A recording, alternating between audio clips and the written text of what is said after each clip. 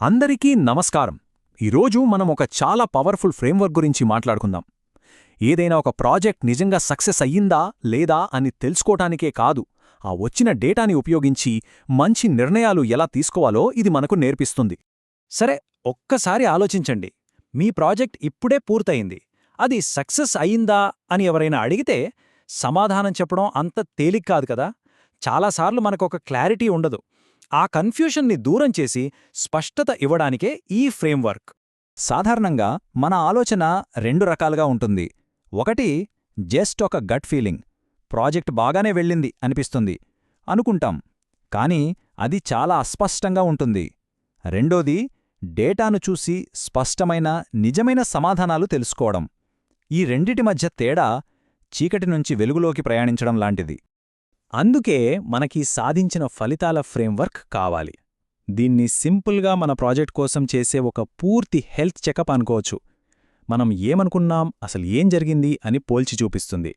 మన లక్ష్యాలను ఎంతవరకు రీచ్ అయ్యామో చూపిస్తుంది. ఇంకా ముఖ్యంగా ఫ్యూచర్లో ఏం చేయాలో దారి చూపిస్తుంది.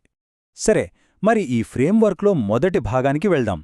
ఇక్కడ మనం పక్కాగా డేటా ఇంకా కొలమానాలపైనే ఫోకస్ పెడతాం. దీన్నే ప్రాజెక్ట్ వైటల్స్ చెక్ చేయడం అనంటాం. మొదటి స్టెప్ చాలా సింపుల్. మనం ఏమనుకున్నాం, ఏం జరిగింది అని పక్కపక్కన పెట్టి చూడటం. ఉదాహరణకి, మనం మార్కెట్ షేర్ 15% టార్గెట్ పెట్టుకుంటే 18% సాధించాం. గ్రేట్, 3% ఎక్కువ. కానీ కస్టమర్ సాటిస్ఫాక్షన్ 90% అనుకుంటే 85% మాత్రమే వచ్చింది. అంటే 5% తక్కువ. చూసారా, ఈ తేడానే మనకు మన పెర్ఫార్మెన్స్ మీద ఒక ఫస్ట్ ఇంప్రెషన్ ఇస్తుంది. ఇప్పుడు ఇంకొంచెం లోతుగా వెళ్దాం. అంటే కీ పర్ఫార్మెన్స్ ఇండికేటర్స్ లేదా కేపీఐస్.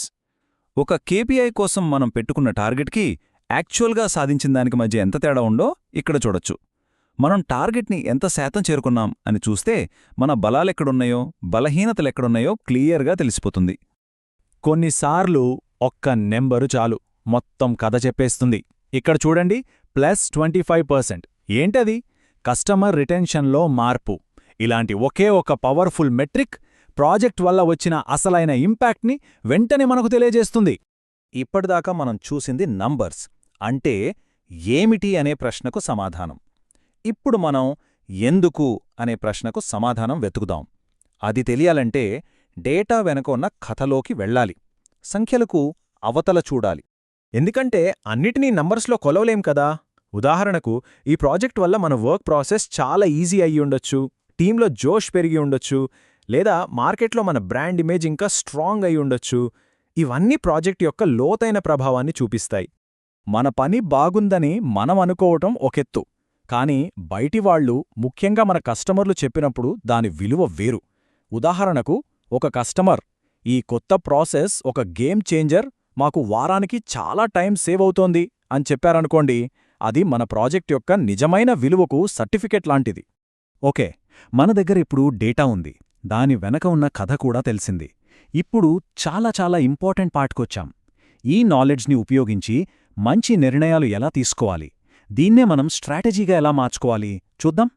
మనం బాగా చేశామా లేదా అని తెలుసుకోవడానికి ఒక మంచి మార్గం పోల్చి చూడటమే.